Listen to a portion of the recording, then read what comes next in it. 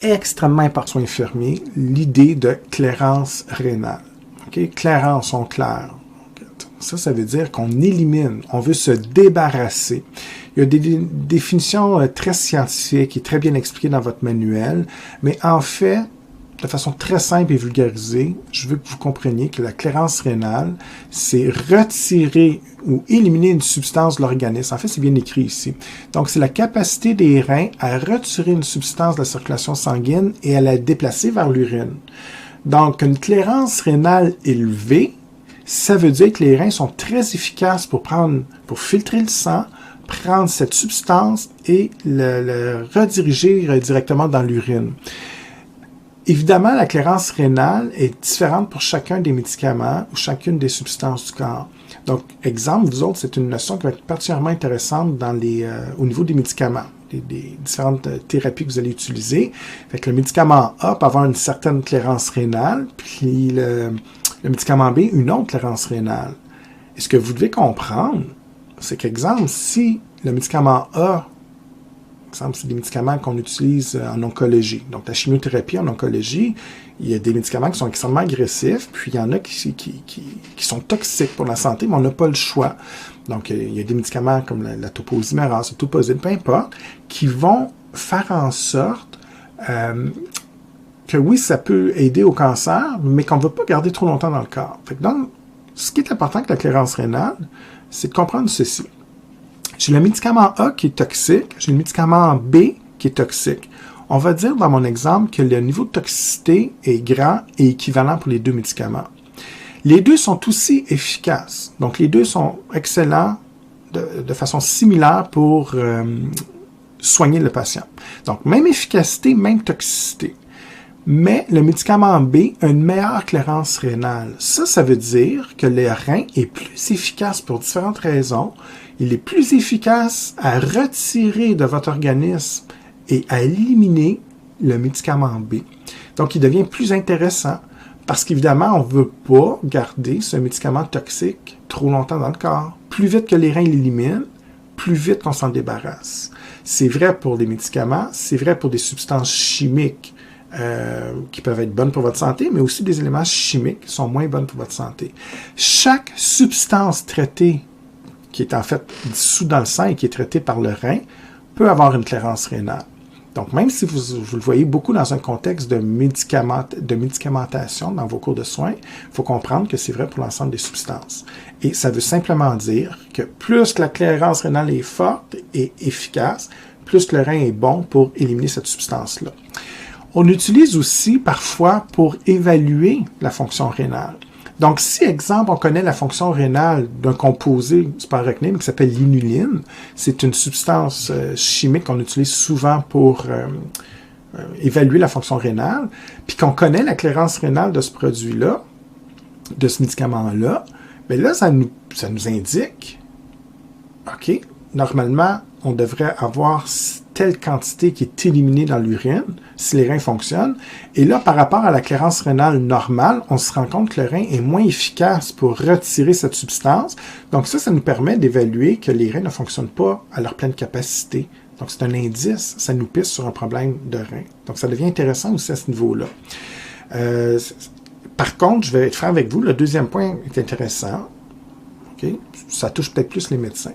Par contre, le troisième point, ça vous touche particulièrement, et je vous pose la question suivante, l'incidence sur la posologie. Donc, pour un médicament donné, c'est vrai que c'est aussi le médecin, mais je veux que tu sois capable de réfléchir. Si je vous dis, en fait, posez-vous la question, qu'est-ce qu'on veut dire par là? Comment la clairance rénale va affecter la posologie? Bien, en fait, selon la clairance rénale du médicament, vous allez évaluer la quantité du médicament qui est éliminé. Et ce qui n'aura pas été éliminé par les reins se retrouve où? Évidemment, dans le corps. Donc, s'il y a un 15% de médicaments qui a déjà été éliminé après un certain temps, vous avez fait votre petit calcul à partir de la clairance rénale, vous savez que le 85% qui reste est dans la circulation sanguine. Donc, c'est énorme. Vous allez peut-être penser à donner un médicament un peu plus tard ou en plus faible concentration, puisqu'il y en a déjà encore beaucoup dans le corps. Si au contraire, on a presque éliminé, donc si la clairance rénale est excellente, puis vous avez fait un traitement, puis ça fait plusieurs heures, puis là, vous estimez que la majeure partie du médicament a été éliminée, bien là, évidemment, ça devient correct de redonner un médicament à un patient ou à une concentration plus élevée. Donc, c'est pour ça que c'est extrêmement important. Puis oui, évidemment, c'est le médecin qui prend ces décisions-là, mais évidemment, un médecin, il y en a des bons, il y en a des moins bons. Puis, c'est intéressant que vous puissiez comprendre cette notion-là pour voir si, justement, c'est une bonne idée de redonner une concentration élevée dans un certain laps de temps. Donc, clairance rénale, c'est une définition de biologiste très simple, mais qui amène beaucoup d'implications dans le cadre de votre travail.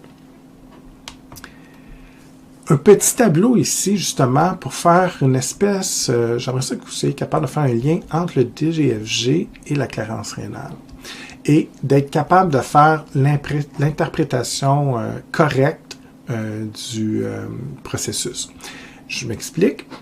Les substances ne sont pas à apprendre par cœur, les chiffres ne sont pas à apprendre par cœur. Tout ce que je veux, c'est que vous soyez capable de me dire, est-ce que la substance, à partir de ces chiffres-là, va être réabsorbée, sécrétée, par exemple, okay? Ou partiellement réabsorbée ou 100% réabsorbée. Je m'explique. Le débit de filtration glomérulaire, on pourrait imaginer, exemple, si je vous dis que c'est 125 ml par minute, ça veut dire que le débit est de 125 ml par minute. Ça veut dire que dans le néphron, il y a une certaine quantité qui est filtrée, et même si ce n'est pas tout à fait exact, ce qui est filtré ici, par minute, c'est l'équivalent de 125 ml. Donc, on pourrait imaginer qu'il y a, mettons, une quantité de 125 ml qui a passé de l'autre côté. C'est pas vrai, c'est un exemple pour nous aider, mais c'est la quantité qui est filtrée ici. Okay? Donc, il y a 125 ml qui a passé. Si je vous disais qu'il y a 125 ml qui est clairé pour la clairance rénale, donc on a éliminé 125 ml, ça veut dire qu'il y en a 125 qui se retrouvent dans les urines, ça veut dire que tout ce qui a été filtré aura passé dans l'urine. Donc il n'y a pas de réabsorption, il n'y a pas de sécrétion, tout passe tout droit. Ça veut dire que quand la clairance rénale est égale au DFG, on voit très bien que la quantité ici n'est pas réabsorbée, parce que si c'était réabsorbé, il y a une partie qui retournerait dans le capillaire péritubulaire, mais les deux quantités sont égales. Donc, en d'autres mots, ce que tu dois t'imaginer, c'est que le DFG, c'est la quantité qui se ramasse, c'est une façon d'illustrer, mais c'est une certaine quantité qui se ramasse dans la chambre capsulaire. Donc, dans ce cas-ci, la quantité qui se ramasse là, est-ce qu'elle se retrouve en totalité dans l'urine? Donc, la clairance rénale, pour cet exemple-ci, on pourrait imaginer que c'est l'équivalent, une certaine quantité qui se retrouve ici dans l'urine. Donc, si on fait le lien entre les deux, clairance rénale millilitres par minute, donc un 125 ml millilitres minute, si je compare les deux, bien, tout ce qui aurait été filtré se ramasse dans l'urine. Donc, il n'y a pas de réabsorption, il n'y a pas de sécrétion, tout passe tout droit. Pour les autres exemples, je vais vous les expliquer. En fait, vous avez la réponse ici, ce lien-là, mais je vais vous l'expliquer sur un tableau blanc. Okay? Donc, ça va être plus simple. Et avec un petit dessin, ça devient très, très simple. Donc, pour vous expliquer un peu plus clairement ce qui était illustré au dernier tableau, simplement, toujours analyser la valeur du DFG. Donc, si je regarde une valeur du DFG, exemple, je vous disais tantôt que c'est autour de 125 ml par minute, versus, je vais la comparer à la valeur de la clairance rénale. Ce que j'ai tenté de vous expliquer à la dernière diapositive, c'est que simplement en regardant deux chiffres dans le dossier clinique du patient, êtes-vous capable de comprendre qu'est-ce qui se passe en termes de physiologie du rein. Donc, est-ce que c'est réabsorbé? Est-ce que, comme je disais tantôt à la dernière diapo, est-ce que ça passe tout droit? Donc, c'est un peu ça que je vais vous expliquer en fait avec les autres exemples du tableau. Je vous donne un exemple. Dans le tableau, on vous indique que l'urée, DFG de 125 ml/min, mais la clairance rénale de l'urée, le chiffre n'est pas à prendre par cœur, mais si je vous dis dans un exercice ou un examen qui est de 70, ça veut dire que le rein est capable de retirer 70 ml par minute d'urée. Donc, cette partie-là se ramasse dans l'urine. Pour comprendre ces chiffres-là, moi, je vous suggère toujours de faire le fameux dessin du néphron. On repart toujours du même dessin, ça devient beaucoup plus simple. Contourner proximal, toujours la même chose avec l'anse, etc. Puis le tubule collecteur à la fin. Donc la clairance, en fait, ça va être dans le tubule collecteur, façon de parler, mais ça veut dire, exemple, si j'ai 70 ici, ça veut dire que je me ramasse avec 70 mettons en termes de quantité, là, 70 millilitres d'urée ici, alors que tantôt, je vous disais que le DFG, c'est ce qui aurait été filtré. Donc, on peut, juste pour comprendre, indiquer que 125 ml, millilitres d'urée ici. Là, on fait attention, parce que d'un point de vue scientifique, ce que je viens de dire est faux. C'est un débit. Donc, 125 ml par minute, il y a une notion de vitesse et tout, c'est pas un volume. Donc, je fais vraiment une erreur scientifique en vous disant ça, mais ça nous permet d'imager ce qui se passe. Et c'est ça que je veux que vous soyez capable de faire. C'est pas tant la notion scientifique que le fait que vous soyez capable de comprendre que pour un médicament A, B, C, D, vous comprenez qu'il est complètement éliminé ou qu'il est réabsorbé ou réabsorbé en partie. Ça, c'est important pour moi que vous le compreniez. Donc, dans ce cas-ci, si je parle de l'urée ou d'un médicament qui se comporte comme l'urée, ça se pourrait, il y a une entrée de 125. Pourquoi je dis ça? Parce que mon DFG est de 125. Parfait. Lorsqu'on regarde, est-ce que, comme tantôt, j'en ai 125 dans le tubule collecteur? Si ça avait été le cas, on disait tantôt comme l'inuline, bien, si j'en ai 125 ici, bien, tout a été éliminé, puis il n'y a pas de réabsorption, rien. Maintenant, si je dessine un capillaire péritubulaire, donc ici c'est mon capillaire, vous connaissez maintenant le phénomène de réabsorption et de sécrétion. Donc, je peux réabsorber. Donc, on quitte le tubule pour retourner en circulation sanguine ou je peux sécréter si je m'en viens ici. Qu'est-ce qui se passe? Il y en a 125 qui rentrent et il y en a 70 qui sortent. Donc, ici, dans le tubule collecteur, ça veut dire que je vais en retrouver 70 dans l'urine. Est-ce que c'est 100% efficace? Non. Ce que vous devez déduire, c'est que la clairance rénale de 70, il y en a une partie entre les deux. La différence entre les deux, c'est comme perdu dans la nature. Si la différence entre les deux n'est pas dans l'urine, elle est où? Est-ce qu'elle était sécrétée, réabsorbée?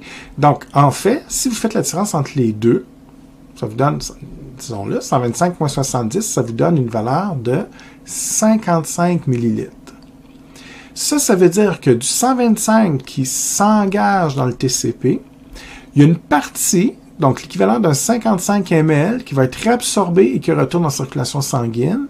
Et le rein, au niveau de sa clairance rénale, donc si je mesure l'activité de l'ensemble des néphrons, ils sont suffisamment efficaces pour éliminer l'équivalent de 70.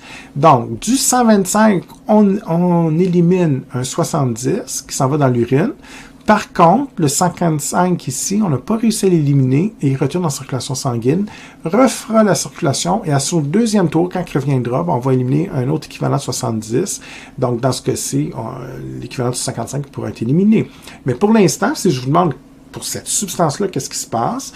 La réponse serait, bien, pour la substance l'urée, n'importe quelle substance chimique a ce comportement-là, vous me diriez que en comparant le DFG et la clairance rénale, on conclut que cette substance, elle est partiellement réabsorbée.